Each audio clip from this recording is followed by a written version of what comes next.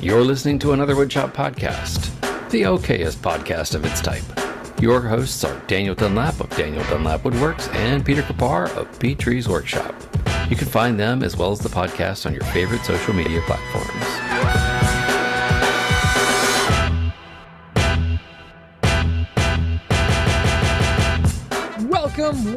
Welcome to episode 183 of another Woodshop podcast, our Christmas holiday spectacular December to Remember AWP-A-a-thon event. This week we're celebrating Christmas with the sixth greatest rapper of all time, right after Dylon, and Omen. It is Big Glue Up, or Big Gloop as Dan calls him. He's a woodworker. Gloop. He's a woodworker, epoxy artist, an all-around nerd, and at the heart of it all, a true entertainer and content creator. Also, another one of my favorite people in the community, somebody who I love dearly, my good friend Kimani Von Strayhorn's here. Woo!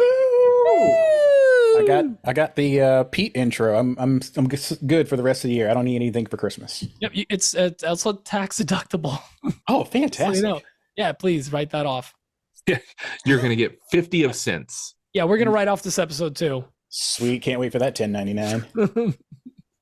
1099. And speaking of writing things off, Dan, our patrons, yes, they're tax deductible as well. Are they tax deductible? I don't know. I claim them all as dependents. They're all dependents. All our top tier patrons are dependents. Yeah, I just yes, Mr. Taxman. I have all these dependents. What are we, like 14? I put a big 14 at the end of that tax statement. Hey, speaking of patrons, we have two new patrons this week. That is Frank Porcella Jr. of Silent Mars Woodshop and Frank. The Joint Tree Podcast. Have you heard of this? I've never heard of it. But apparently they're a patron now. Oh, officially. I think it's an alt-right, left-wing, nut, conspiracy theory Mormon group that does a podcast. I could be wrong. I think they're half Amish. I'm pretty sure they're half Amish. Yeah, they record on. Do they construct barns? So. They do. They might not construct them, but they sure do raise them. Mm. Well, we thank them all the same. That's Thank you, Jointary Podcast. Am I saying that right? Jointary, yes. Terry. I know Terry. Oh, it's John and Terry. Oh, I love those guys. The John and Terry Podcast. Oh, I was mispronouncing it. Oh my goodness. John and Terry, you guys are great. They actually do great tax advice. Go follow them. Yes. Speaking of the patrons, we always like to give a huge shout out to all of our VIP patrons, and they are as follows in no particular order: Justin Frazier of Frazier Canyon Woodworks, Jesse McIntyre of Sage Hill Woodcraft, Gillette Woodworks, Victor Argama, Nick Brim Woodworking, Matt Maynard of Patriotic Pines, Bill Burkle of WTB Woodworking, Malcolm over at Bossa Nova Woodworks, Justin at Calvary Customs, Patrick Gensel, Michael Flickinger, Scott Shirk, I cannot talk tonight, Scott Shirk at Red Leg Custom Woodworks, Max and Mindy Coons of Stubby K Studio, and the Jacob Miller from A Sweet Shop. Thank you to each and every one of you. We appreciate everything that you do.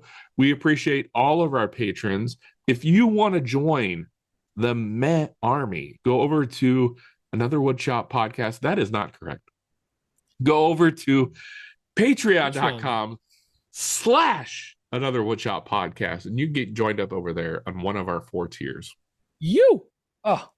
That's a lot of words. I love all of our patrons. All of you guys are amazing. We actually just had our Patreon only call that was open to all of our paid patron tiers, because now there's a free tier which you can follow, and it's dude, I can't believe these people listen to us every week. Blows my mind, but we try to give it right back to you guys. We try to provide a good amount of content for you every year or every week. We definitely try. We try our best. We try to not waste 2.5 hours of your time total between the pre-show and the podcast, but we appreciate all of you that listen. And speaking of appreciating things, let's talk about our sponsor, which is WorkbenchCon. Thank you, guys. Perfectly, just like we practiced 6 times before this. So WorkbenchCon is our sponsor this week. We're super excited because it's only 11 weeks away. I didn't actually count. I threw out a number earlier. This is definitely not take 2 of us recording this, but it's coming. It's just around the corner. We're very excited. We're still giving away a ticket. And if you want to try to win that ticket for WorkbenchCon, all expenses paid for just a ticket. Means you have to get a hotel and flight still. So if you want to try to win that ticket, you can win it by listening to the episode and a pre-show. We drop a super secret code phrase, and you can go back and listen to the other episodes. You have until the first episode, the 4th of January, first episode of 2024. We're going to be announcing the winner. It's actually Tiff from Night Carver is going to be on, and she happens to be the behind-the-scenes person that makes WorkbenchCon tick. So that's perfect. It lines up just right. Crazy for how us. that works out. Crazy how that works out. That was actually a happy little accident. Just happens to be that's the episode she's on. Yeah. But if you want to win that ticket, make sure to listen to the whole episode. At some point, Dan's gonna drop a phrase. He's gonna tell you where to email it, and you can enter to win. And if you don't want to gamble, you just want to buy a ticket, that's fine too. Go to workbenchcon.com, go add that ticket to cart, and when you go to checkout, use code AWP for $50 off of that ticket. 50 buckaroonies. 50 buckaroonies. Check out their sizzle reel. They just released a sizzle reel. He just dropped a sizzle reel. He beat me to it. Yeah, which I found made by Mary Lou. She made the sizzle reel of last year's events, and it's going to get you hyped up. And the reason you really want to go to WorkbenchCon, we talk about it all year. It's the event where we get really hyped about our businesses, content creation, and going to the next level, because you just get to rub shoulders and elbows, whatever the saying is, with people that we might consider to be like these rock stars of the makerspace, the content creators. Like, we're all just people. And you get to talk to Brad Rodriguez. You get to talk to Dan Dunlap. You get to talk to Sam Raimondi from DIY Huntress, like whoever, or anyone else that's, what you would consider a smaller account or a smaller influencer. All the people that are killing it and hustling it, they're sharing ideas, they're sharing what they're doing, and it's one of the most open events ever. There's no gatekeeping whatsoever. Everyone's just willing to share, and they want to tell you what they're doing that's working, and you should try it and whatnot. It's awesome. Dan, do you have anything else to add about WorkbenchCon? Yeah, well, on top of that, there are the classes that WorkbenchCon provides. The classes. Yeah, that's one of the reasons you go to WorkbenchCon, is to go to the classes and learn from other makers, other content creators, and soak up all the knowledge that they share. Yeah, it's awesome. It's a super fun event. We hope to see you guys all there. I get messages every couple of days with someone saying like, "Hey, I want a ticket," or "Hey, I just bought a ticket. What do you recommend? What do I need to pack? What should I think about?" So I'm getting so stoked already. I cannot wait for next year. It's gonna be awesome. So we'll see you guys all there. It's unbelievably close. It's insane how the time flies. It's the end of February. End of February, yeah. And February 29th, which is a leap day. Yeah. Leap day year? of the leap year? Leap-ish. And if this is your first time going to Workbench, I'm going to be part of the newbie liaison team. So, hey-o. Yeah, Workbench took some advice and listened to some feedback, and they want to make the welcome newbie experience a bit more interactive and engaging. Oh, that's awesome. Excuse me. I get to be a part of that, which is really great. Which is like I said, and Pete stated, one of the reasons that WorkbenchCon is so awesome, because they listen to the people who attend and try to make those corrections and say, hey, how do we make this the best experience for everybody coming in? Yep, that's great. This is the first I'm hearing of this. That's awesome. It actually worked out perfect that we have you on then too. No, that's great, because usually it's like a meet and greet for the newbies, for the first timers in like one of the conference rooms.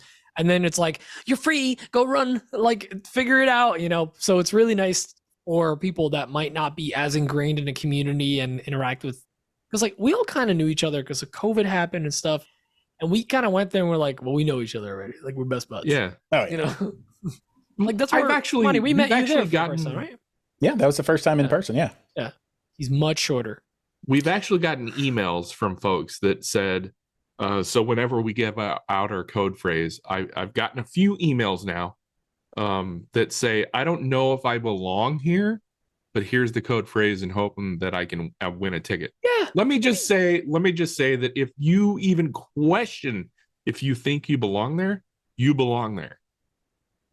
Yeah. Everybody belongs there. There's no gatekeeping. No. There's no requirement for entry except for a few dollars.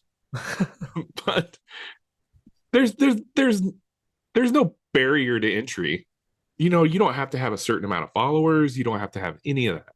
Everybody's welcome. Yeah.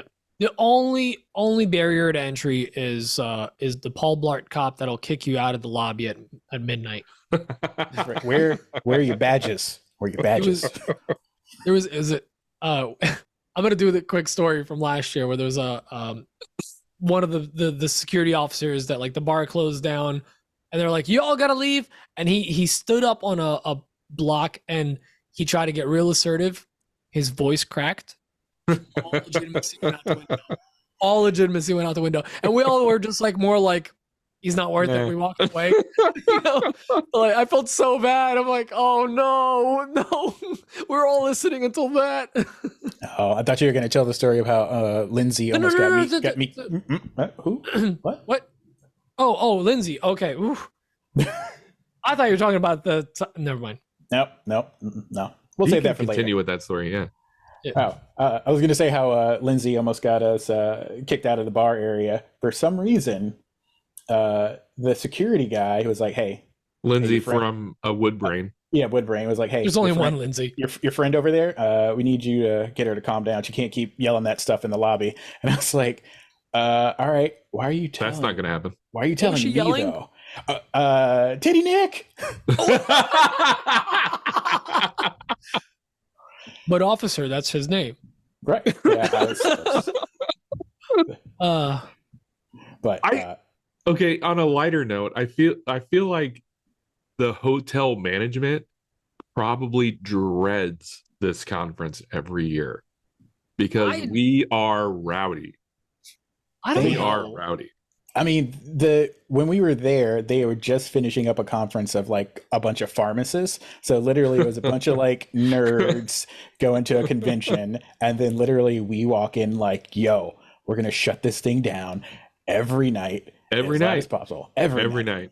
So was it last year, 2 years ago, that the event after us was a card trading thing? That had to be. Yes, I think that was last year. Yeah, that was last year after. Because we saw like these, it was weird. It was like just type nerd into ChatGPT to generate a photo. But then there was like bros, like built bros. And we're like, what event is this? Because we're all carrying around little like lunch boxes. That's the only way I can describe it. They were carrying around little what are those cases called that are like carriers, bomb-proof? Yeah, like Pelican cases. Pelican cases, yes. Yeah, and we're like, what event is this? They're like card trading, and we're like, at first I was like, goodness. Oh, it's like different genres of cards, but like you guys are both nerds in your own field. It's like sports cards and like Pokemon cards. Well, to be fair, in the maker world, we're nerds of a sort. Someone needs to make like the maker community trading cards.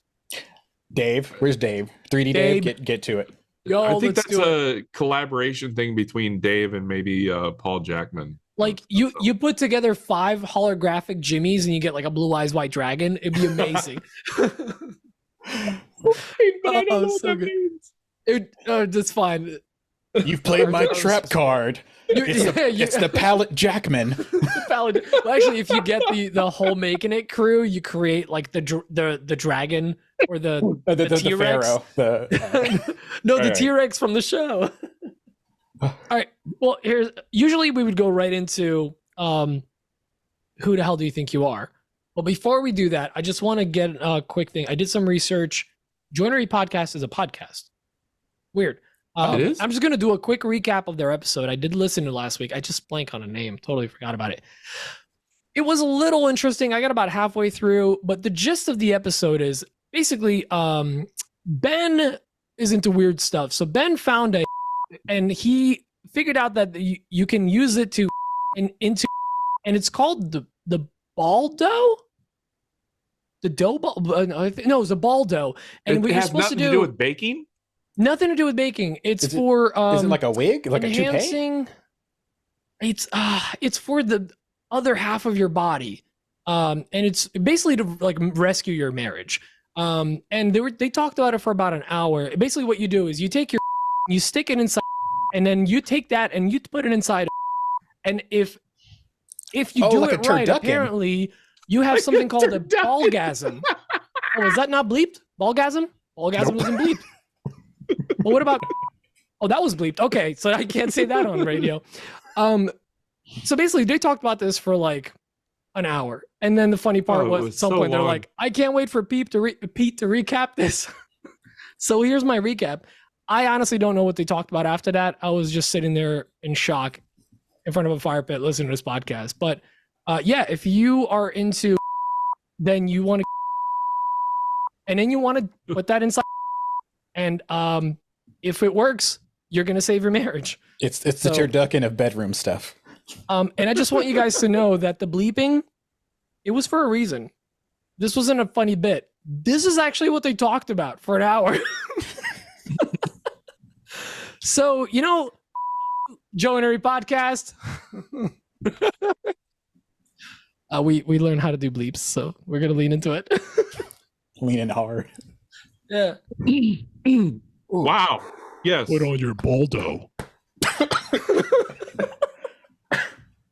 Oh, is that too dark? Okay. Anyways, Kimani, dude. Hold on. Before you do it, let me ask the question. Can I ask the question this time? Okay. May I? Just this once. Just once. No timestamp. Kimani, Yes. who the hell do you think you are? Oh, that's a very interesting question. Well, I'm just a guy trying to navigate between work, family, and my hobbies. Wait, no, that's the intro to the Jointery podcast. What a troll. I love it. Keep going. I'm a guy who was born in the North and raised in the South and got whisked away to Alaska for 5 years. And one day I got a garage and decided to start making stuff. So yeah, that is the very short, condensed version of how I got to where I am today. Very short elevator ride pitch. Wait, you were born in a New York City area? Yes, I was born in the Bronx, Boogie Down. And yeah, so I lived there until I was about 5. And then I spent most of my time between South Carolina and Georgia during my formidable teenage years. And then when I became a grown man and met the lovely lady I'm married to now, she got a job offer on our first date. She was like, "Hey, so just so you know, I've applied to this job in Alaska, so I don't know if this is going to go anywhere." And I'm like, "Cool. Would you like a drink?"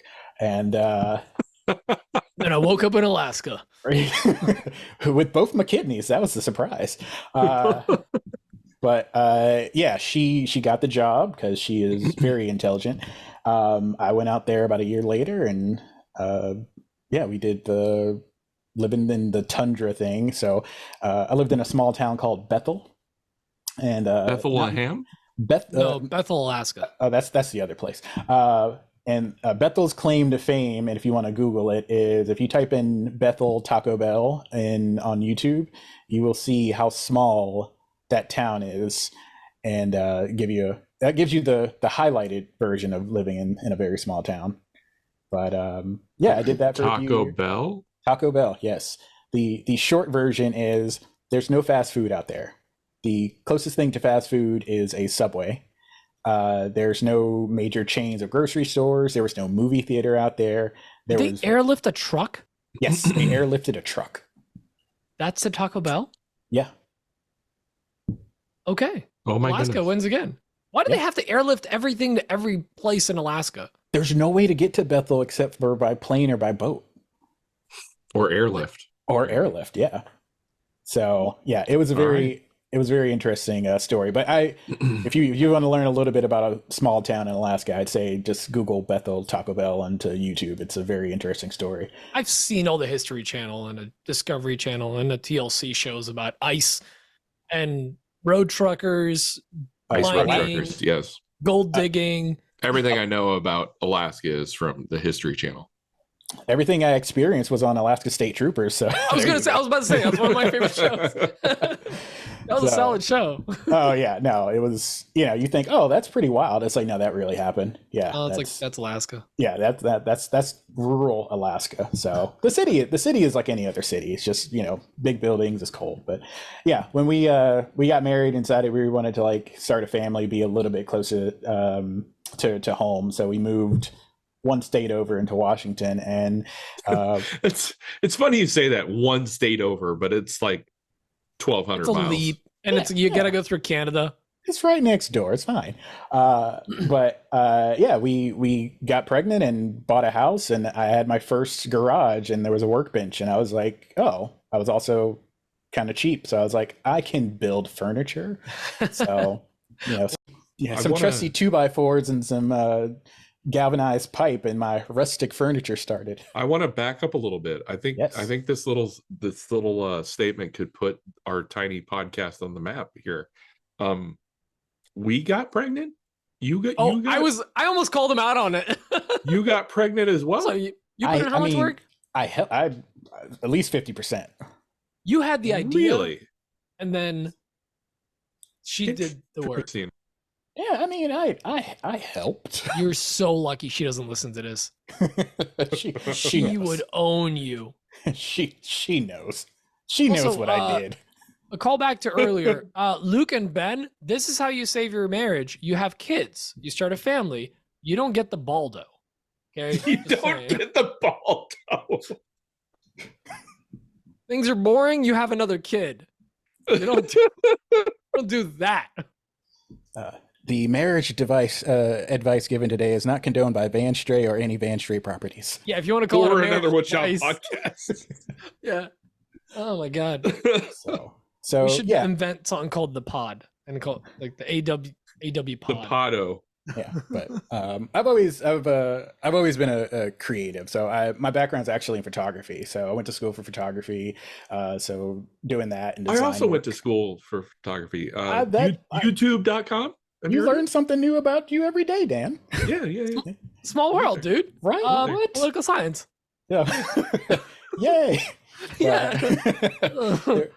Wasn't every day. Yeah, wasn't a huge market for what I did in Alaska, so I got into IT work. So, and I forget how, I think my story happened the same way a lot of people's story is. I wanted to build myself something to save some money. I was very fortunate. There was a community set place called the Tool Library that let you borrow and rent tools, and so I just got to like experiment. I was like, oh, maybe I'll make a cutting board, and I think that's like the gateway drug to doing anything else. Absolutely is. Somebody's like, absolutely. Oh, you make just cutting boards? Just one. Yeah. I just need just. Oh, okay. You got any more of those cutting boards? It's like, hey, man, you make cutting boards, right? Can you? Dan, you got any more scraps? Can you make me a table? Like, oh, the table's just like a big cutting board? Yeah, I'll figure it out. Yeah, it's the same thing. Yeah. So it's just more wood. So fine. But I did that, and I just kind of got swept into this maker community. When I started my page, I didn't plan on doing anything or doing the stuff I definitely do now. I was really just finding a dumping ground for all the stuff I didn't want to put on my personal page. So, and then people were like, oh, I like that. You gonna do some more stuff? And I was like, all right. So the story as old as time. Right? When was this that you started like making stuff? How many decades ago? Oh boy. Oh, many. I mean, I carved my first box car out of a screwdriver, so tells you how far back that goes. Well, I'm not asking about prison. I'm asking about. Oh, okay. After I did time. So when I got served. Kimani was a Boy Scout in prison. He carved his boxcar from. I got my toilet wine badge. I made my own shank out of a toothbrush. About 2019, right before my daughter was born, and right before COVID hit. So 2019, I was just in my garage putzing around, just making things out here and there, and then COVID hit, and I was like, all right, well, I'm in here a lot now. So I just kind of started building more and meeting people, doing what I was doing. And then I got furloughed from my job. And so my wife, fancy word for fired. Yes, it's French. And so my wait a minute. I always thought furloughed was like an Alaskan thing because fur. it branches out. Load. Yeah. Huh. But yeah, they Furloughed. I could take this. Nope. Continue this. Get really dirty. Let's get it back on track. So yeah, my wife and I kind of looked at each other and had the conversation. I was like, I guess we're gonna take this woodworking thing full time. So I turned my bare uninsulated garage into what has been called Dexter's murder room, and started to amass some tools. And kind of what 5 years later, I'm sitting on a podcast talking about ball things. So what's it like to be at the bottom of your entire creative career? It's taken a little getting used to, but it feels nice down here. It's warm. There's plenty of blankets. So listen, we if there's one could say you have a fur load. Stop. That's keeping you warm. Well, we can take credit for being the bearskin point of a lot of people's careers. So like we are your now jumping off point. We're where you start your next chapter. So I mean, welcome. Oh, okay, sweet. Oh man, 2024 is my year, baby. Yeah, you can't get any lower, really. Stretch your goals. Oh, okay. All right. Well, all right. So like stretch goals. Obviously, so you got into the whole woodworking thing with just like I don't want to buy furniture. I want to make it myself. But then you started getting into, I mean, you're a fairly like techie person and nerdy person. What got you out of like the kind of like the common tools that most startup woodworkers or most woodworkers have? Because a lot of people don't really make it to like the full wood shop level. What's the thing that took you to like the next level and started kind of getting the ball rolling on you becoming like much more involved in tech-based woodworking, like lasers, CNCs, 3D printing, and stuff like that? What was the catalyst that got you to that point? Terrible influences like you and everyone you hang out with. Don't put blood on my hands. No, I like you said, I am techie. I'm a bit of a gearhead when it comes into like new toys. And so when I started this, it was me and my little Ryobi table saw. Actually, no, I had like a 1970s or 1980s Delta with like the big 1 horsepower motor hanging off the back, and that thing rattled every time you turned it on. And then my father-in-law was like, that thing's a death machine. Here's this little Ryobi. So I was like, I saw potential into like what I wanted to do. Like, oh, if I got this machine, I could do this. If I could do custom patterns, I could do, inlays, I could do all this other stuff that I was watching all of these videos and all these people doing. And so it was kind of like, I talked to my wife and I was like, let's make it, I want to do this more. Let's make an investment. So I made the investment into CNC, and like CNC, was like the gateway into like, oh, well, what, now that I can CNC stuff out and cut juice grooves in my boards really fast and do all this other stuff, it'd be really nice if I can engrave it. Yeah, like everything. The next step was like, what can I do to like make this more profitable? Like, what can I add onto this cutting board? Oh, a juice groove. Now, what else can I add to it? Oh, add custom engraving. Do inlays, all this kind of stuff. So it was just like a gateway of like, let me just add on all these other little things to like make it better, make it easier, make it faster.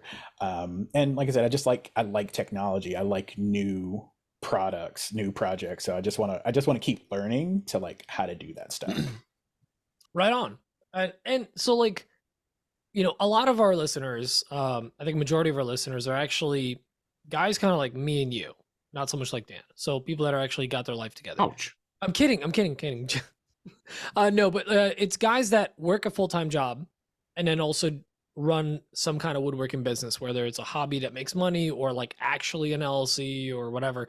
So like, I'd love to hear like, what is your business model? Like, how are you treating your business? What is the goal with it? Or how are you like running it? Is it just a straight up hobby? Is it an LLC? Are you actually trying to like build it as a second business on top of your job? Is it something you want to go full time with? Like what's your thought behind it and what's your end goal? Well, because my wife is a lawyer, I am an LLC for Attaboy. purely legal reasons. But You're a trophy wife, aren't you? I was at one point. Then we had kids. I get it. Oh, I was living the sweet life, buddy. But yeah, I ultimately, and I didn't know when I first started doing this, I didn't know I had ideas of like, hey, I called the podcast. I was like, hey, I'm trying to go move further with my business. Like, I'm thinking of like getting a drum sander because I'm going to be making all these cutting boards. And, Dan was like, if you're going to be cranking out like 50 cutting boards, like go get that drum sander. And so I did. Boy. Like, I got a drum sander because I thought like cutting boards and this other stuff is all going to be like money, and, have all this extra income. But as I got deeper into it and started doing it more, I realized like I like to just make stuff. I like to make stuff. I like to make it for people who I know will appreciate it. And I kind of came to the realization, like, I don't want to make this a full-time gig. I want it to be a self-sustaining hobby. And so all the things that I make go back into the shop or go back into new experiences. So I want to make enough product or, do enough projects to pay for a trip to WorkbenchCon, to pay for a trip to Maker Camp, to buy a new 3D printer. Like, I just wanted to be a zero-sum game. All the money goes back into fully like doing different experiences, being able to take these trips, being able to meet people in the community, you and Dan and Tiffany and like all these other great people I've gotten to meet over the, last few years. And yeah, just enjoy it. Like, I do IT during the day. I'm a project manager. I have enough work related stress to not want to add a full-time business of like trying to like reach new customers and sell product and stuff like that. I do one-off commissions, and it's great. The people that ask me to do stuff are repeat customers, and they appreciate the style of work that I do, and they're just like, hey, I have a new idea, can you do this thing for me? And I was like, sure, because I have this one-to-one relationship and it works out really great. I'm not, unfortunately, Dan, I'm not like getting crazy emails from Etsy customers who don't read the description. Don't say unfortunately. You're very lucky. I'm not dealing with that hassle, and it, because like I said, with 2 kids and a day job, it's enough stress going on, and they're little, so I don't have as much time in the shop to. It's not the size; it's how you use them.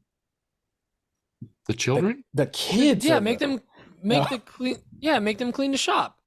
Make them put away scraps. They try. The little one comes in like, Daddy, can I use your broom? Like, sure, and she will. Yeah, that 2-foot spot she's standing in is spotless. Spotless, but stuff around it. Stuff around is just the way it was. But yeah, I mean, as they get older, stuff will be easier and projects will get bigger and things will change. But right now I gotta, I'm focusing on them and focusing on the household stuff, trying to build a project for that honey-do list that doesn't go away. But so I just want to zero sum. I like the hobby aspect. I like being able to just make stuff on a I want to basis versus I have to basis. Do you see that changing at all in the future? Do you see that pivoting at all away from a day job to something that you control more of your life, or are you very comfortable where you're at now? With my current job, as much as of a headache as it gives me on certain days, I'm pretty comfortable. I enjoy the security of having a stable job that knows that I'm working, that values the input that I give. This is one of the few jobs that I've had where when they're like, hey, we appreciate what you do. You're doing a great job. There's no money in the budget. Like, no, this is a job where every year I've been there, I've gotten, the standard raise, but I got a raise, or I gotten promoted twice. Like, I went from service desk to supervisor to now I'm doing project management because, the people saw like, hey, you know what you're doing. Like, people recognize. Yeah, they recognize it and they gave me those opportunities. And, when I speak in a meeting, I'm not shy. And so people are like, okay, cool, we'll work on that.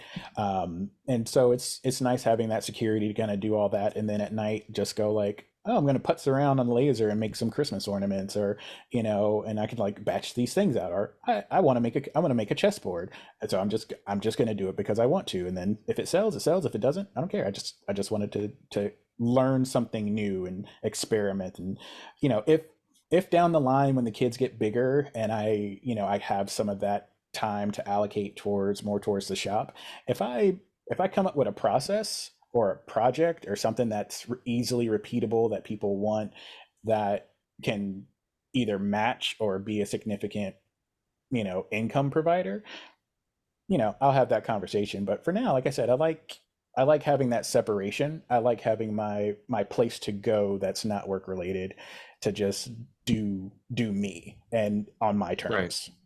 To go in and like shut off your brain from the work Kimani and do like hobby Kimani. Yeah, I love that. I feel like that's how I started my business in a large way too, which was, it was there to pay for itself so I can buy cool stuff and it never touches my home budget. My wife never gets mad and any of that, and it grows, and like, oh, maybe we pull some money out and now it's like used for home stuff, like, but I can still afford all these fun tools I want, and I can buy whatever I want without having to like stress the family finances and stuff. It's a really nice liberating place to be when you can get to the business to that point. And also at the end of the day, it's all about just like having fun. Yeah. I mean, I roughly remember the conversation I had when I'm asking my wife for like $2,000 on a Black Friday to buy my first CNC machine. I'm like, this is my plan to pay it back and put it back in the account. Like, I'm going to do this, I'm going to do that. Like, do a PowerPoint. And, yeah, you know, like, and if you look at slide 3, I can make stuff for you too, huh? Projections for Q3 are. Yeah, they're looking good. And then COVID hit. No, it's more so like, I am in the back of my head every time I like use that machine or went in the shop. It's like, I got to pay this back. I got to pay this back. I got to pay this back. And I finally, you know, met enough people in the community and my actual neighborhood and got the right connections. And I was like, I wasn't even doing CNC work, but I was making more money doing those other things, to then like, oh, well, CNC's paid off now. It didn't pay for itself through labor. It got me in the door to somebody else, because they're like, oh, you got a CNC machine? Do this one thing for me. And then now do this thing that doesn't involve CNC at all. And here's $1,000. Like, I love this concept, because like people all the time are like, oh, this CNC is going to pay for itself in like a year. It doesn't need to. If you have the money for it, or if you're budgeted for it, like, no one buys a drum sander and goes, it's going to pay for itself. And because no one's actually going to calculate the time it's saving you. But like, no, granted, like a drum sander is going to pay for itself. A planer is, a table saw, all that stuff in time saved. Yeah. Well, like, no one thinks of like oh, this dust collector, it's going to pay for itself, man. I'll just show you. 6 months, you've been paid off. Like, no one cares that you're collecting dust in your shop.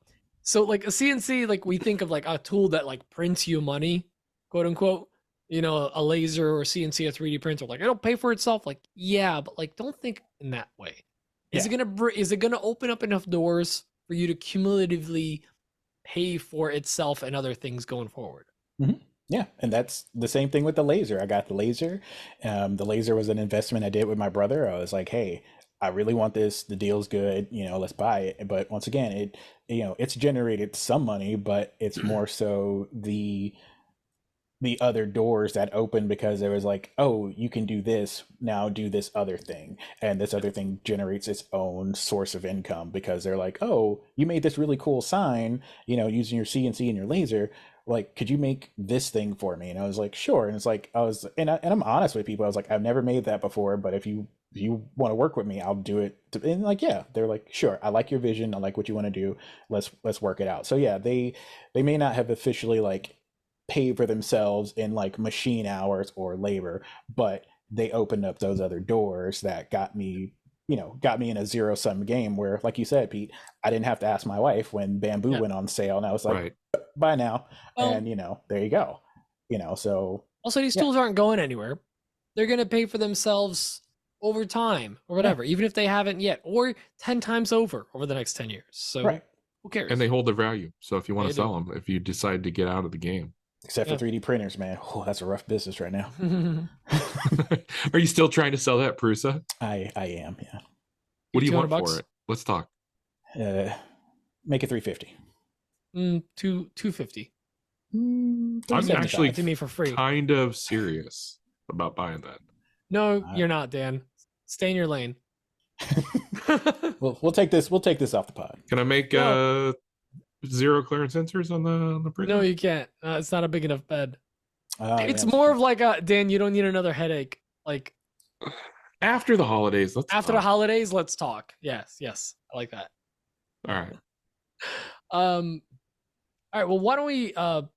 That's great, Kimani. We'll get more into it too because we have some questions from our listeners or watchers or whatever. Why don't we do a quick? Dan, you want to do a what's on a bench? Yeah, let's do that. Yeah, I think we'll save this week in Maker News till next week or something. That's fine. Yeah, let's do a quick little. What next week? Wait, next week. We're not going to be here next episode. 184, Dan. That's 184 to the next on episode. like the 27th or something. Yeah, let's do this again. So, what's on my bench? There we go. There it is. Dan, what's on your bench? Shockingly enough, everybody, take a seat for a second. I'm gonna blow your minds. You ready? Etsy orders, but not just typical Etsy orders. So I do a ton of zero clearance inserts and bow ties. Everybody knows this. But this is the time of year where everybody starts ordering from my Etsy store stuff that has been in my store that I don't have stock of. So like blockhead trays, block person trays, anti-government Parks and Rec characters, signs, just random stuff like Ron that. Swanson. What do you like? I don't like that was such a roundabout way to say Ron Swanson. He's not like an edgy name to bring up. So we could talk about this in Maker News. Did you hear about the lady that got sued by Luke Combs? Luke Combs for Yes. doing tumblers that had Luke Combs image on it or something like that. Yes. So I'm trying to be very wary of like what I say I sell in my what I sell I say what I say I sell in my Etsy store. Yeah, so I've gotten a ton of orders of just like random stuff that I've made one or two off and put it in my Etsy store just to see if it'd sell. And now they're just selling because of the holidays, right? So not only do I have to make 6 of those slide tables by Christmas, it is currently December 14th, and I got to make 6 of those slide tables. As of right now, because past midnight, it is 10 days till Christmas. It's 11 o'clock here, so it's midnight here. I win. So Hey-o! The one true time, Menard Central.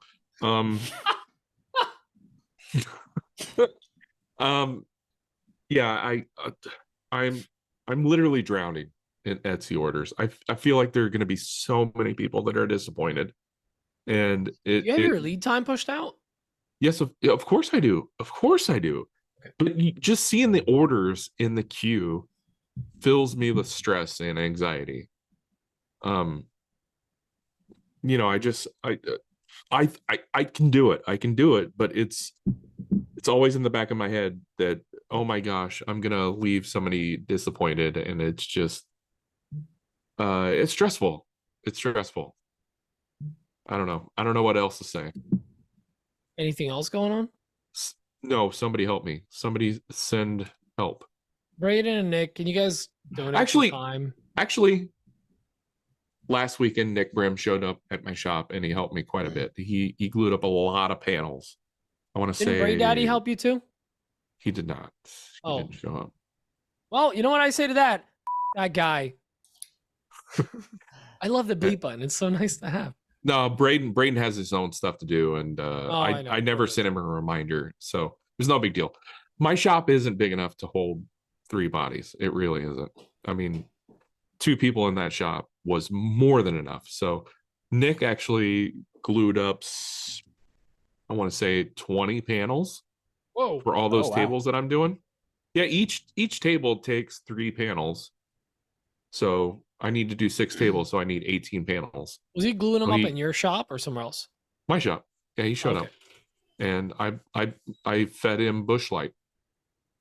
So hopefully those panels are actually straight. So bush light and beef jerky keeps him motivated.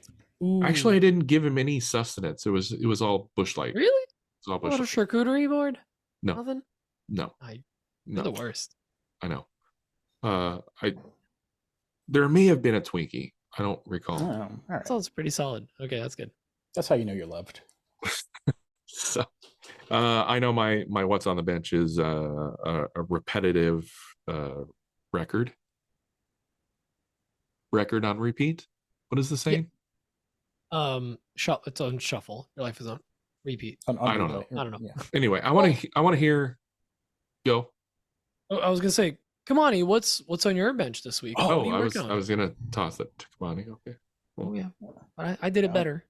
You did. Good job. I've been working hard to actually have something on my bench to have this conversation with. So a lot of sleepless nights. But in Seattle. I see what you did there. You're in Washington. Jokes. I'm gonna do. I should have. I wish I had the Pee Wee Playhouse sound effects. I'd be like, ah. I could add it. So in post. The secret phrase is Seattle. Yeah, so I am working on a couple of whiskey boxes. I got a request from a friend to make a surprise for her husband, and so since he doesn't listen to podcasts, I can freely say that.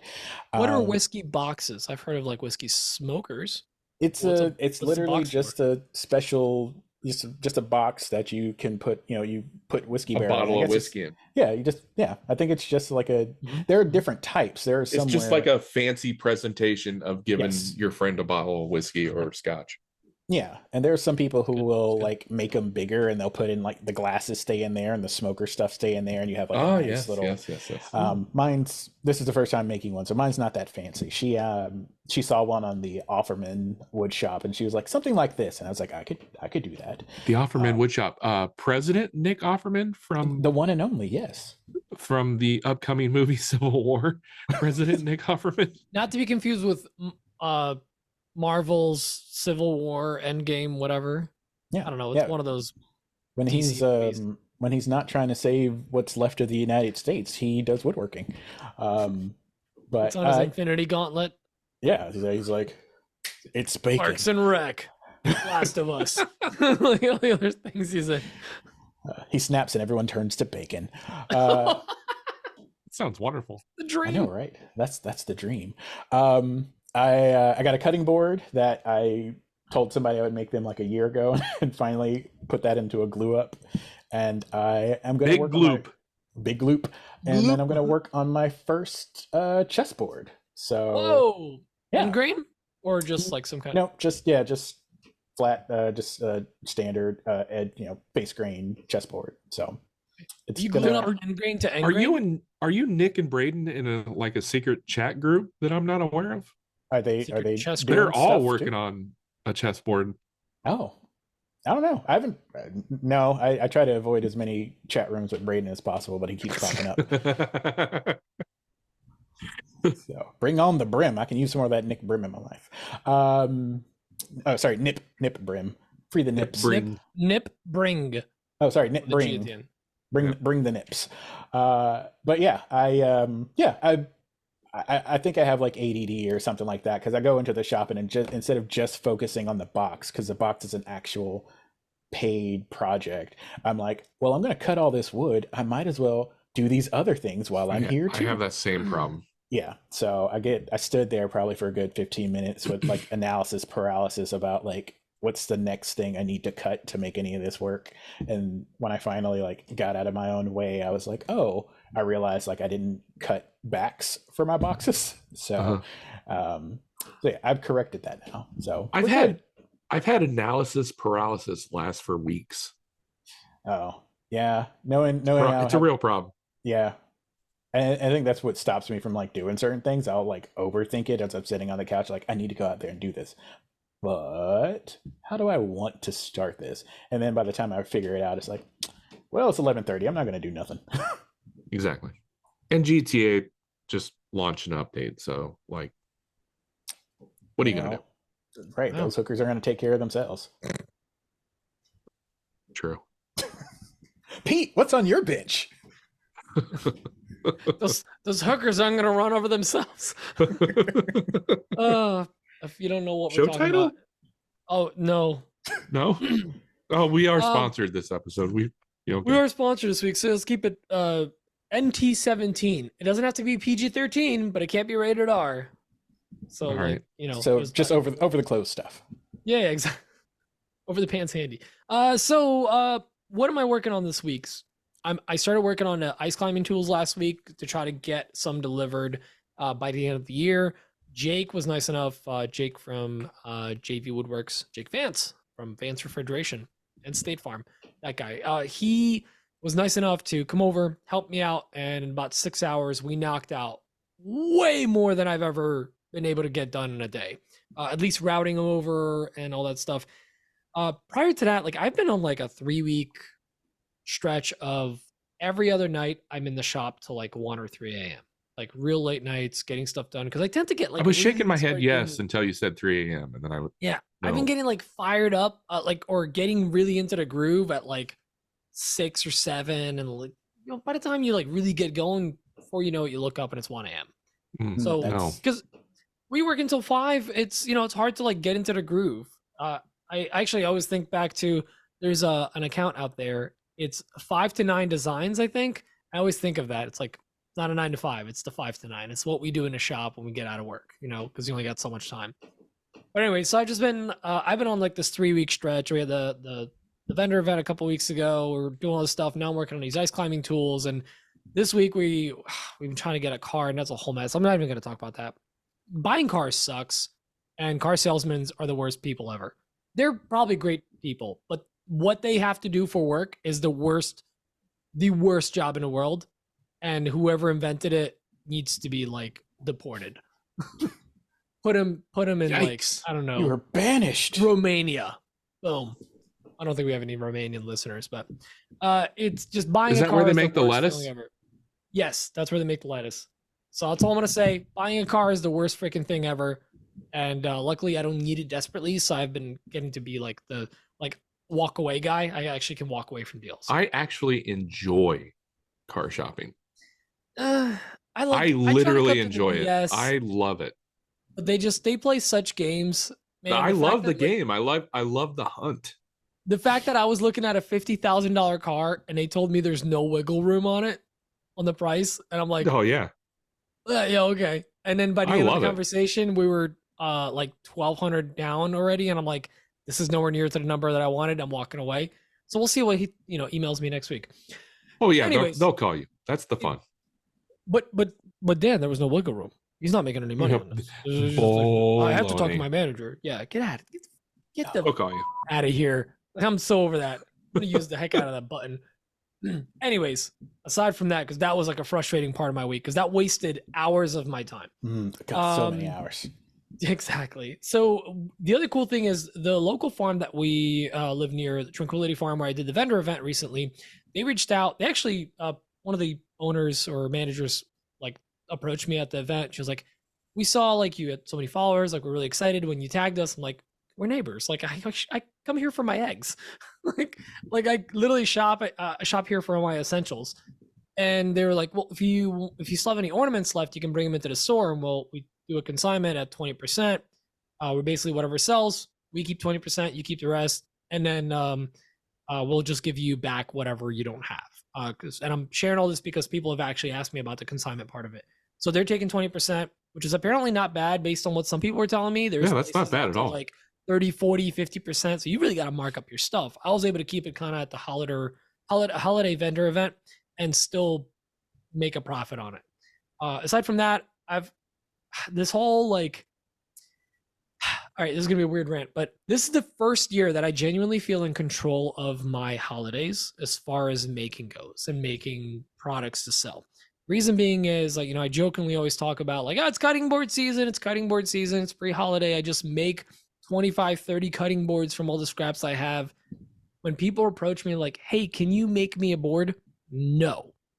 I have these if you want to buy them. Perfect example. Today, a neighbor reaches out to me yesterday. She's like, hey, we saw some of these boards you have. I need about 6. Some of the ones in the $35 range. Do you have any more?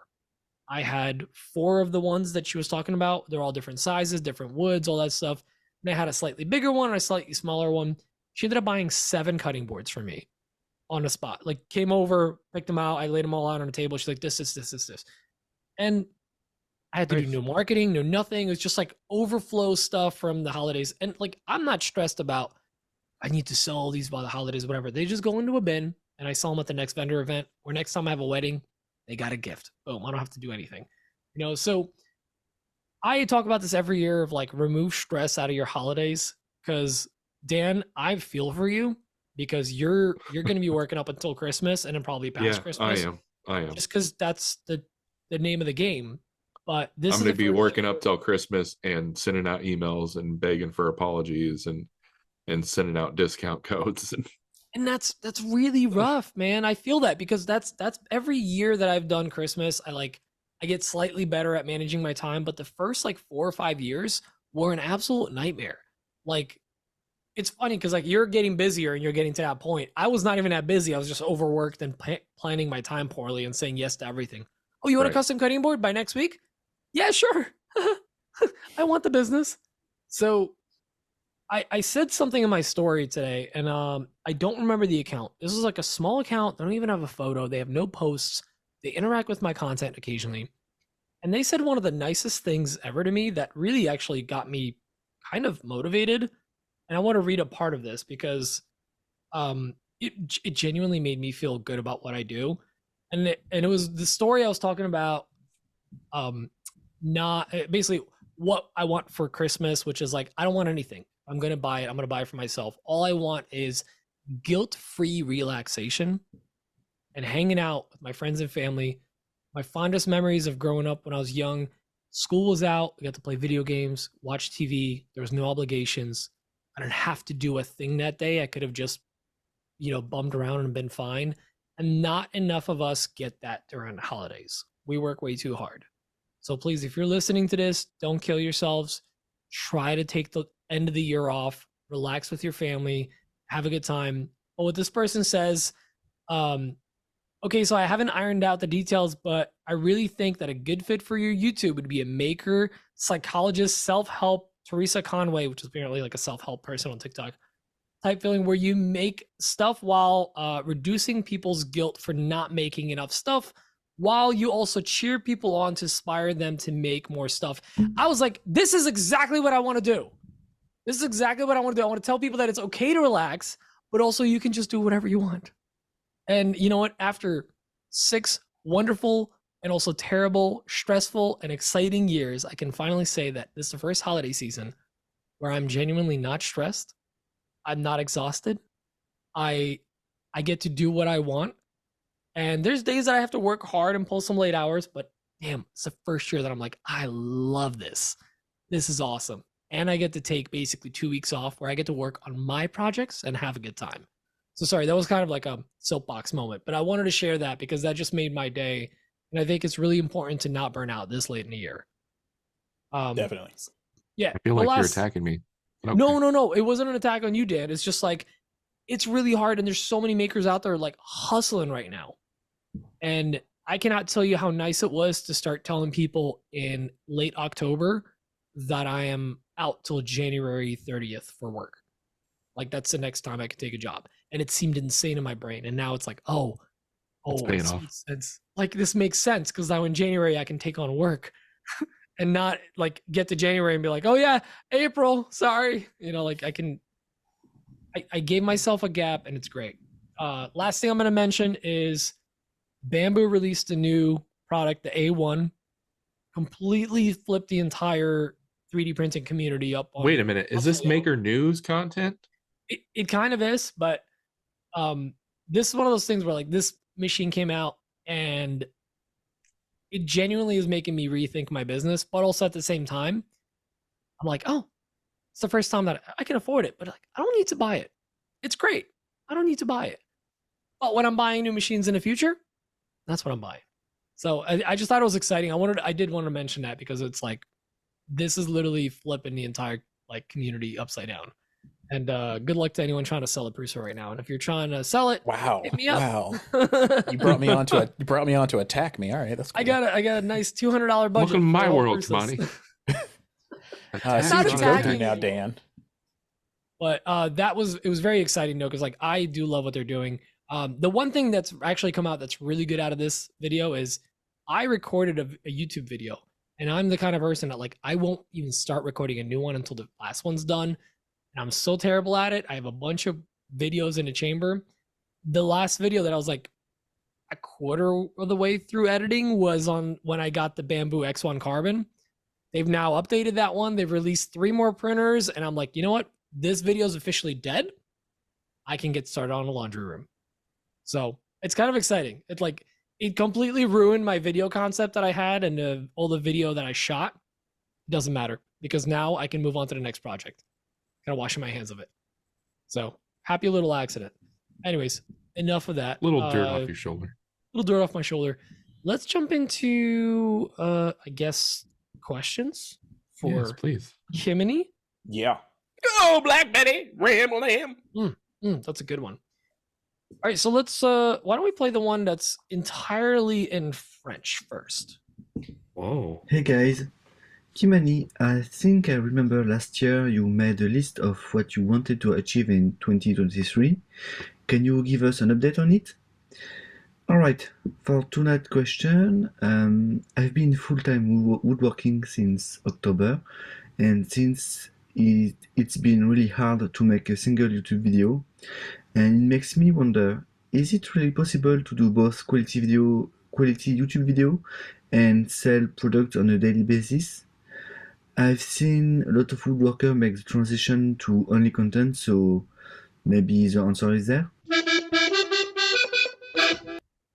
So Kimani, you made a list of things you wanted to achieve in 2023. Do you remember that? I do. How are you doing on that list? Well, first off, I just want to say that my response to this question is brought to you by Cheerwine. Cheerwine, put some South in your mouth. That was cherry wine. It's cherry flavored. Oh, Cheerwine. Yes. So, yeah, that whiteboard is in my downstairs living room, and I see it every day, and I am disappointed every time I look at it, because I have not. It's a 2-part story, because when I was in the garage with my analysis paralysis, I kind of had an awakening moment, but I've not accomplished as many of the things on that list that I wanted to. I didn't go to Makers Camp this year, but that was unavoidable. Ooh. I know. Oh, who that man? Tell my daughter to not break her leg. But there are some things on there that I've experimented with. I tapped into, and so there's going to be some like halfway checkoffs or some halfway marks that like, yeah, I almost did that, or I got close to doing that. But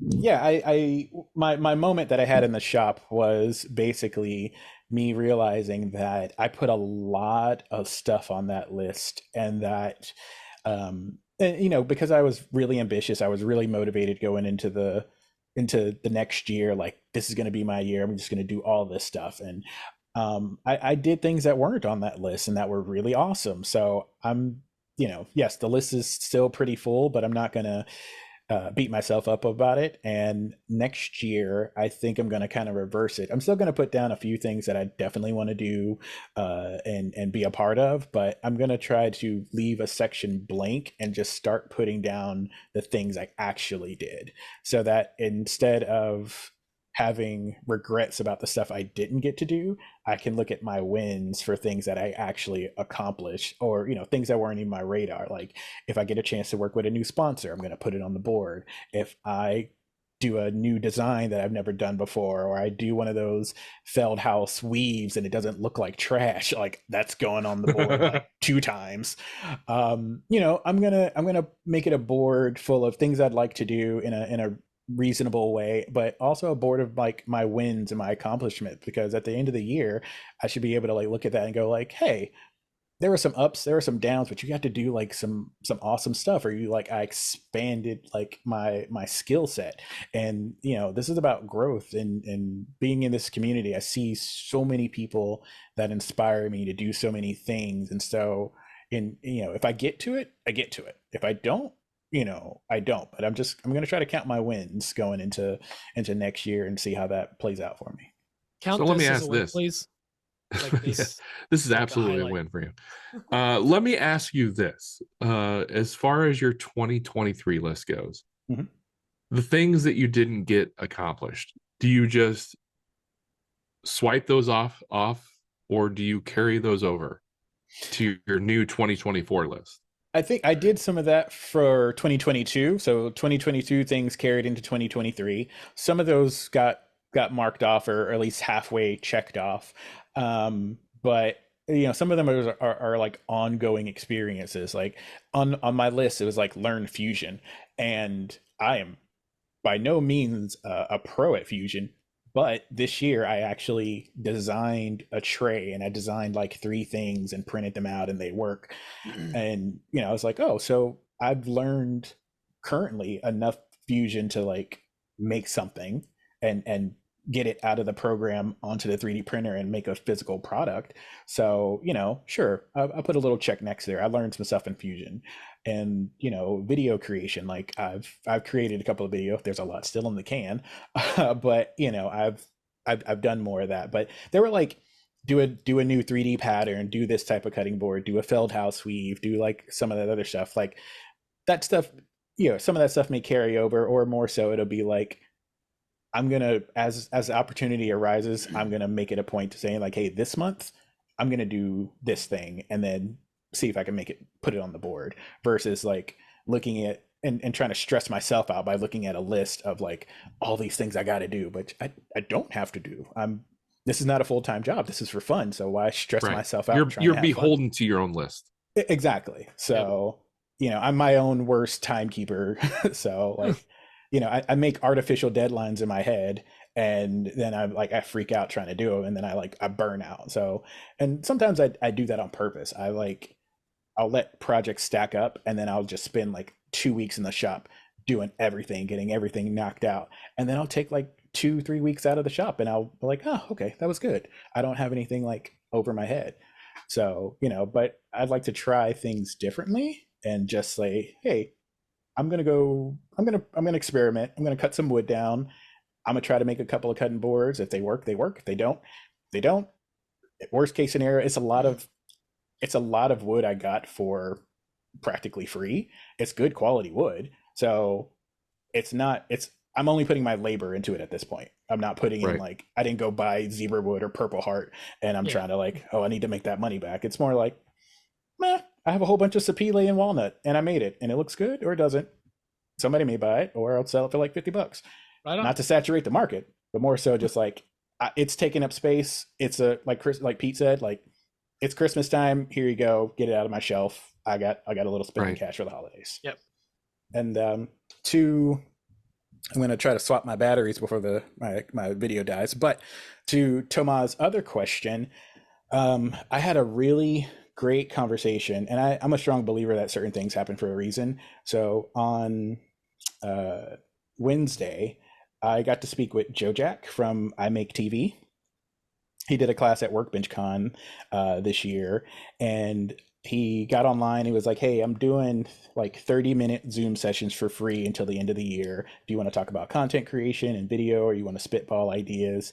And he hit me with like some really solid advice and recommendations on how to create content. He gave me some homework. And one of the things was you got to be able to like storyboard. You have to know to be able to basically know what you want to shoot and what you want to do and what the concept of your video is before you actually press the record button. And I'm paraphrasing a lot, but in terms of trying to be a full-time woodworker and also make YouTube content, he was like, if you have an entire script narrated out before you even push that button, when you go into the shop, you're only shooting for the things you need to fit your story that you already created, versus shooting all of this content and then trying to create the story around the stuff you've already done. And that was like that. It made too much sense. And there was a guy you had on the show, Drew something. Never heard of him. Yeah, not sure. Yeah. Anyway, so there was some dude on here talking, and was he witty at all, or not that I've seen? No. Oh, the cutting board king of Sarpy County. Yeah, Drew that Witt. guy. Oh yeah. That guy. He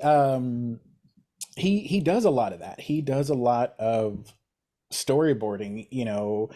He's sent little snippets of videos that he has, and he's already worked out the script, the message that he's trying to deliver, and he's like, hey, he was looking for like a little extra B-roll footage. I was like, you already have the presentation done. You're just filling in the gaps. Yeah. And being able to do something like that has to like save so much time. Excuse me. Please don't die. he coughs and he subtle. You need to watch the video. Yeah, but I have to get some water after this. But yeah, no, they were just able to like being able to say all of that and have it make sense and know that like if you just take the time to storyboard it out, go into your shop, take a frame of like what you're trying to do, and then go and make on your phone and then go make that a reality in the camera. You save so much time so that you're able to potentially like video the project you're working on, because you're just focusing on the shots you need, not standing there wondering like, how much of this routing do I need to show? How much of this do I need to show? Right. Like how much sawing is really necessary? Yeah. Recording everying and trying to pick from those. Setting up your shot list is definitely much better. Yeah. So yeah, I'm actually gonna get some real water because I'm actually choking. But yeah, that's my thing, Toman. Like storyboard is the way to go. Dan, what do you think? You don't have to answer your achievements for 2023 because I know how you feel about goals, but okay. So with your full-time woodworking, like, how do you feel about the content part of it? Is it possible to do all of that and content on top of it, or is it really like a one or the other thing? I'm sure it's possible, but I currently don't know how to marry the two. I really don't.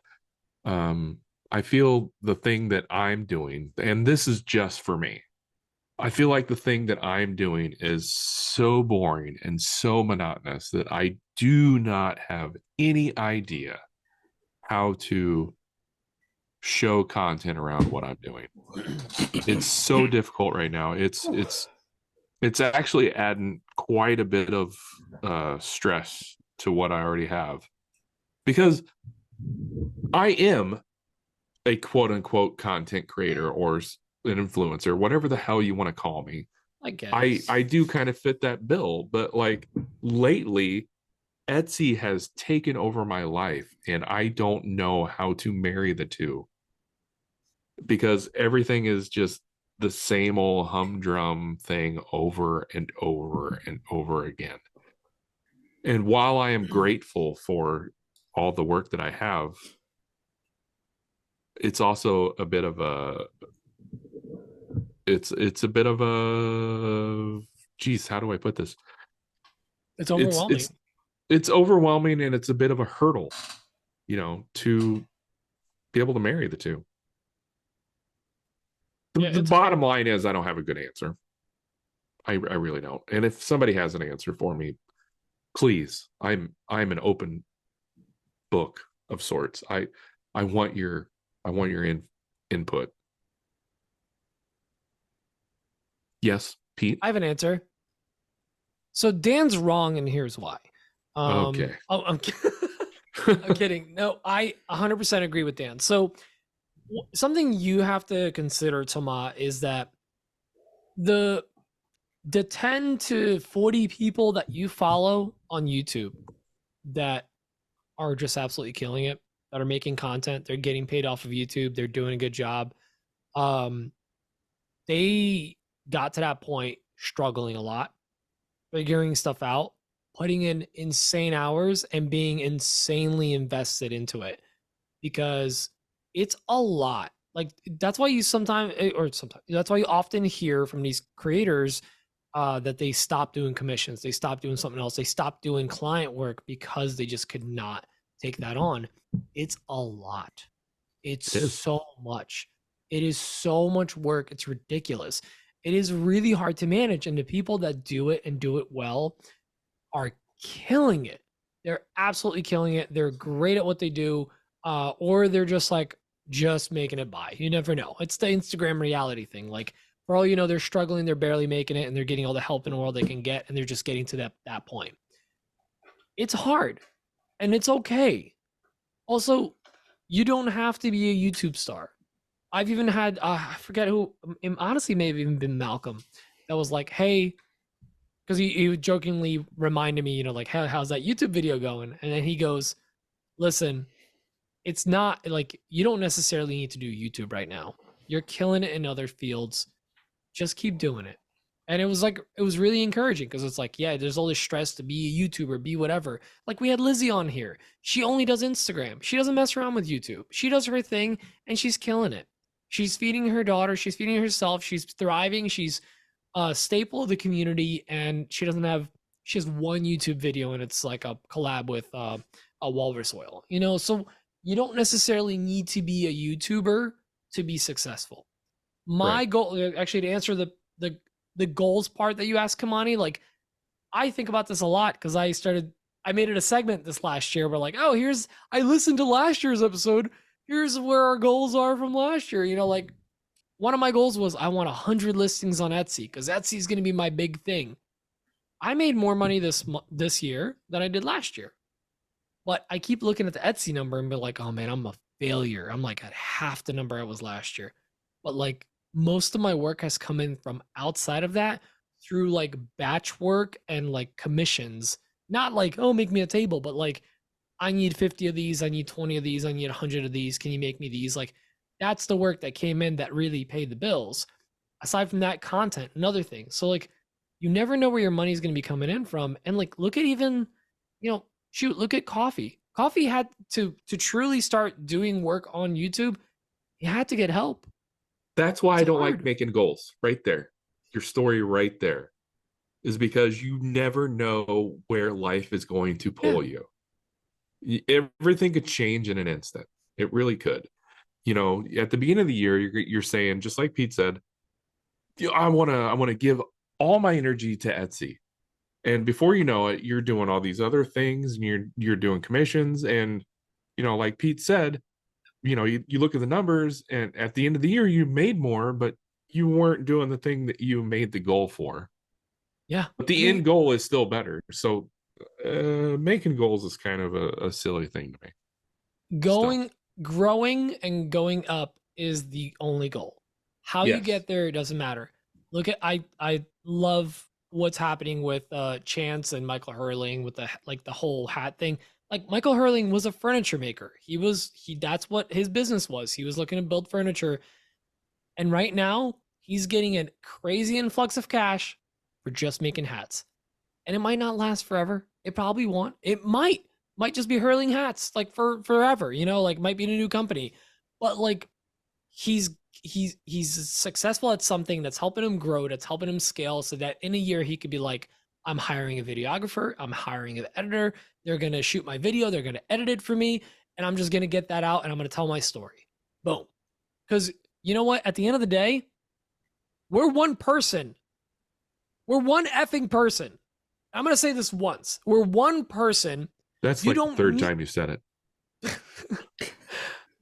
I'm going to say this once, Dan. We're one person. Fourth. And we run literally entire companies as one person. We are HR, we are accounting, we are sales, we're marketing, we're every part of it. We're research and development, we're client acquisition, we're community development, whatever the hell you want to call it. We do every single job in our business. And just because you feel like you're not doing the best that you could be doing does not mean you're doing a fantastic job. You're killing it. Tony Robbins, everybody.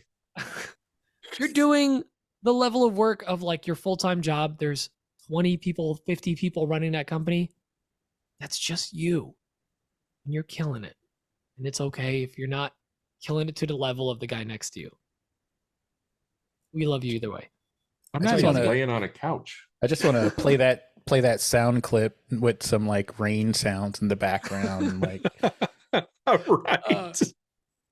I love that. Noted. There's like this one clip that's going around of like POV. You're a fitness influencer, and it's like a girl sets up a camera. She runs down the stairs. She turns around and she starts like walking slowly up the stairs, and it's like some like sad music, and it's motivational speaking over it, and the whole video turns a little gray, just to like turn it. Yeah. I'm gonna make a post about it because it makes me laugh. John Wick, not the action star, the Wickworks. John, yeah. He did a reel like making fun of that. It was pretty funny. On the same note, by the way, there's a whole new trend on TikTok and Instagram right now of like self-employed holiday party, like where people are just like standing, like they're eating crackers, they're like wearing a crappy shirt and a tie. I have a self-employed holiday party every night. It's just like one person standing there with a red Solo cup, and they're like eating a cracker and like looking around like they're nodding to no one. It's just them at the holiday party. That's what it feels like to run your own business, and you guys are killing it. Don't let this stress you out. That's the end of I was doing that tonight. I was drinking Moscow mules and eating Little Debbie Christmas cakes. It's a holiday party. Dan, you're my spirit animal. I've been meaning to speak to HR about an inappropriate touch situation that happened earlier when I went upstairs. So what? my like marketing lady sleeping with the boss, and she thinks she can get ahead that way. It's ridiculous. This company is full of scandal. Scandal. But they haven't hired a janitor in like years, so we're having to clean up our own stuff. It's a mess. Oh, that is bogus. I heard they let pets in the office. It's the dumbest thing ever. Who's going to clean up the poop? Anyway, speaking of cleaning up the poop, here's another question. Hey guys, Patrick Gensel here. Hope everybody's having a great week. And Dan and Pete, I hope you guys aren't going too crazy selling stuff on Etsy. We all know this time of year can be pretty overwhelming, but I think we're pretty close to being through the thick of it. First question is for Kimani. When are we going to get another big gloop video on Instagram? You whet our appetites with those first couple, and I think the people deserve another one. So let's get going on that. And then the second question is for everyone. If you could only take one piece of equipment onto a desert island, what would it be? Why would it be that? And how are you going to optimize the use of that item to survive or at least have a good time while you wither away to nothing? All right, that's all I got for tonight. Hope everyone has a good one, and I'll talk to you all soon. Okay. Speaking of whetting your appetites, cheer wine, because we don't do Pepsi in the South. Sponsoring this. Stop it. Stop making the South a thing. So located in Central Jersey. Video, Big Gloop. I would like to point out that Patrick did say Big Gloop. He did. Which I think is much better than Big Glue Up. It is. The whole video was about glue up. Yeah, but you gotta like paraphrase it, like Big Gloop. We'll workshop it. So the first one I did, it just came to me. There was like this, I heard this song on the radio, I heard the beat, and I was very inspired by Weird Al as a child. Like, I didn't get out much, and so I just listened to the radio. I can see that. Yeah. And so, hearing songs and doing like remixes in my head and stuff, it was just like always a thing I just always did. And so when I heard this song on the radio, I was like, oh, how can I make this funny? And I'm like in the car and was like, oh, this sounds funny. And then I hear it in my head, I say it, and then it goes away. But this stuck with me like day after day. And so I finally like said, okay, fine, I'll put pen to paper, I'll write it down and see what I like, see if I can make some lyrics and see if I can do it to the beat. And I was like, oh, I'm gonna drop this right before Maker Camp. So like when I get to Maker Camp, hopefully like whatever reception there'll be a little bit of buzz. yeah, there'll be like people have heard it. It'll be like, you know, a thing because everybody's like online, like whatever. It'll be, you know, there for the weekend. And then that didn't happen. So I was like, all right. But it didn't go away. So I just, like I said, it was just a creative thing that I did. And I was going to kind of leave it there until apparently Lee took offense to me borrowing a couple of minutes on a Friday and made this a whole thing. So yeah, I had to do my retaliation video. But I would say if the inspiration comes to me, if I hear a song that works and I can make it fun and relatable to, you know, the stuff that we do, so that, you know, because I think that was one of the appeals, is like, I'm talking about shop stuff and that's things we can all kind of relate to. Everybody was like, 10 minutes for a glue up. Yeah, I see what you did there. Like, you know, if I can find more relatable content, I will go forth and make another song at some point. Go for Right it. on. And if you could bring one piece of equipment to an island, I would bring a sat phone so I can call someone to pick me up. I'm not Justin from Campfire. I'm not staying on an island trying to survive. Go swap my camera real quick. Dan, Pete, what do you say? No, I don't want to go yet. You go. You said it louder. Okay. Well, my next music video is dropping never. However, tune into Lee's video this week because it's another community one. Lee who? Oh man, Regal Street. He is doing one where we're all going to be dancing with our elves a little bit. So yeah, Dan and I were in that. Kimani may have been. I don't know. They might have beef still. As far as what one piece of equipment I would bring to a desert island. We all know that every desert island has 3-phase, so I would bring a 3-phase fleshlight. And if that didn't work, then I would bring a shopsmith.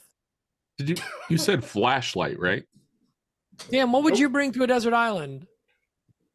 I'm gonna leave that one hanging. Equipment. I'd bring a boat. Is a boat equipment? Would it be a total boat? Heyo. It could be a total boat. Yes, it could be a total boat of boats. That's what I would bring. There's no what equipment? There's no power on a desert island.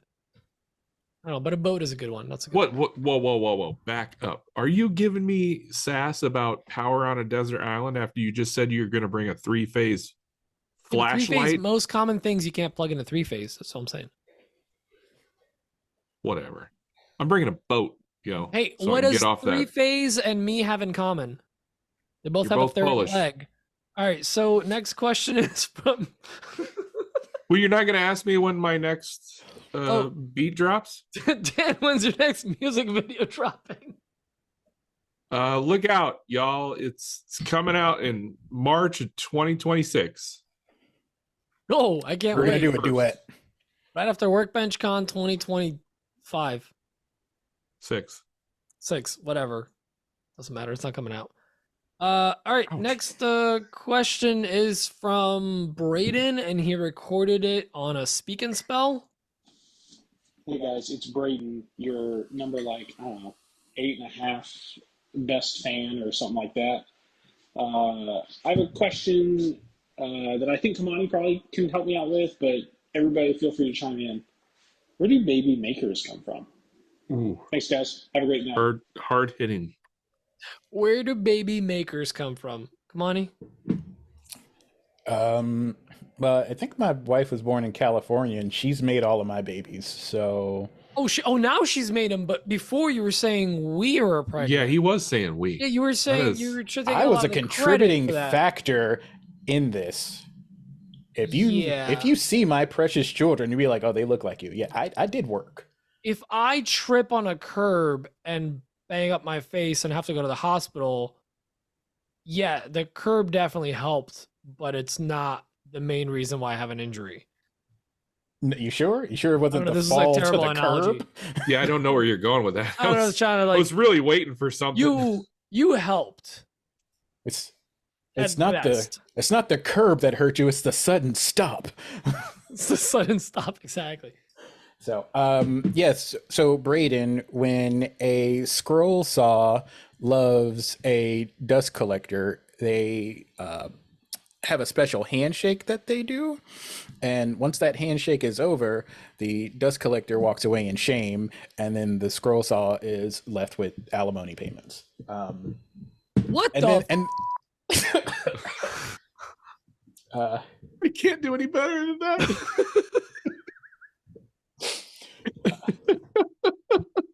and then when the MDF dust clears, there's a baby. All right. Okay, there you go. Hope that helps, Braden. Honestly, my answer is just gonna be like, ask Nick Bocci, because every time there's a maker, he's like 6 or 7 kids. Every maker camp, he's got a baby with tiny little brunt boots on, in a carrier, and I think he's up to 7 kids.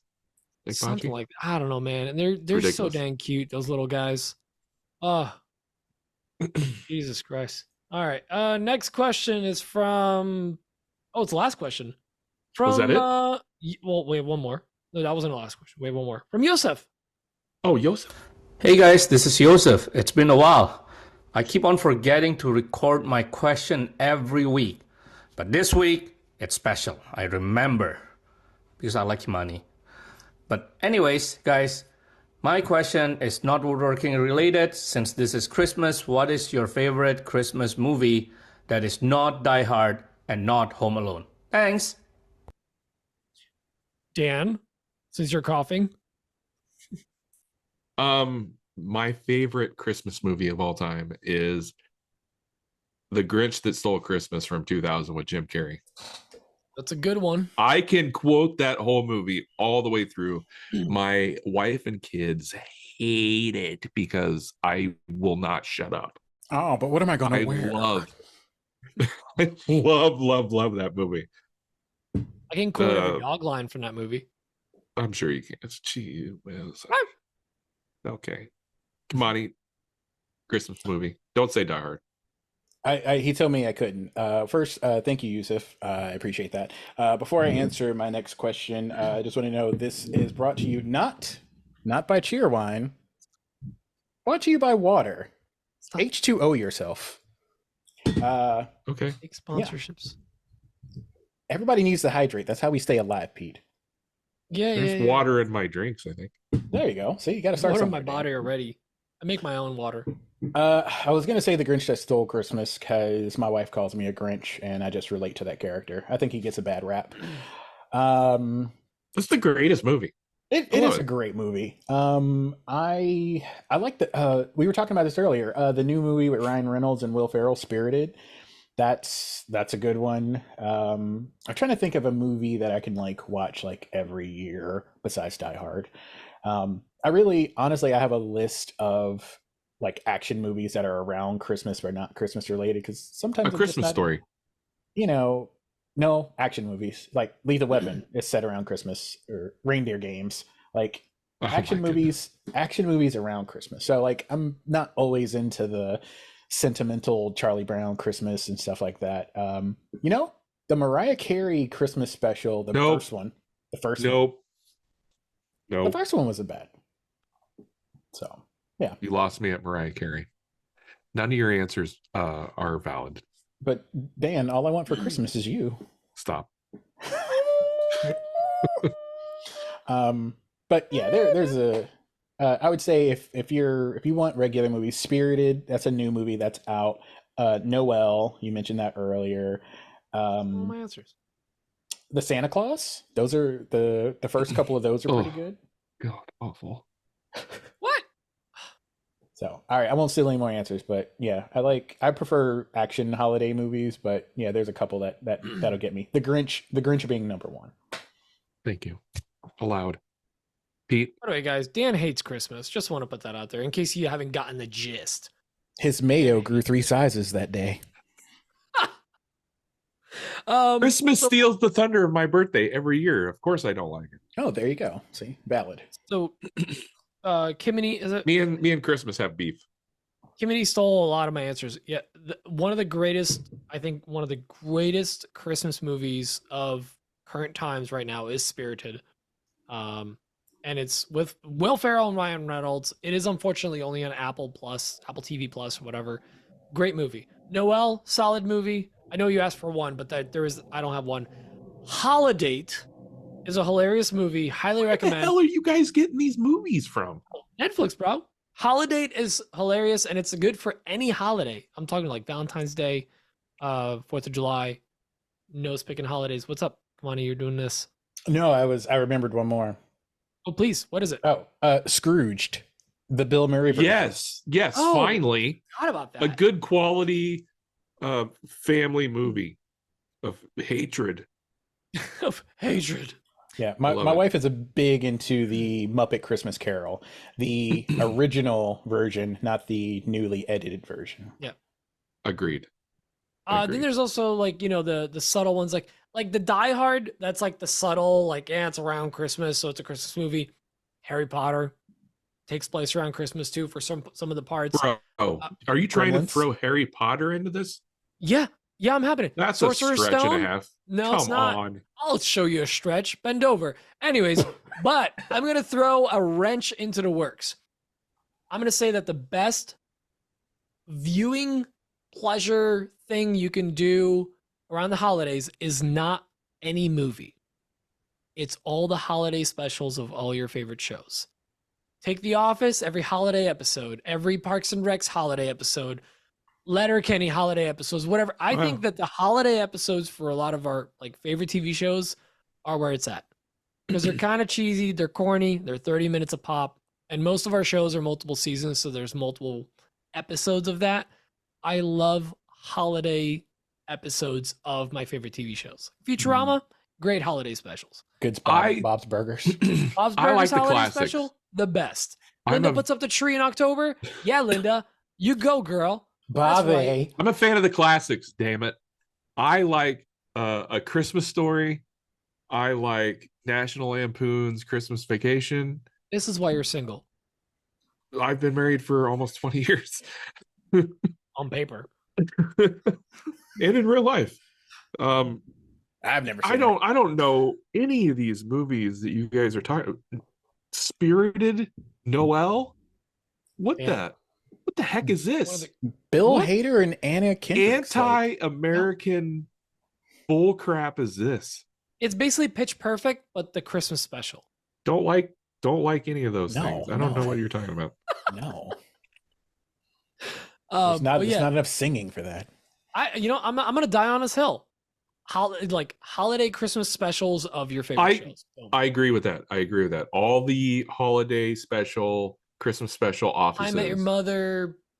No, Breaking just Bad. The Whatever. Office. I don't think there's a holiday Just The special of Breaking Bad, but Is there a Christmas special of Breaking Bad?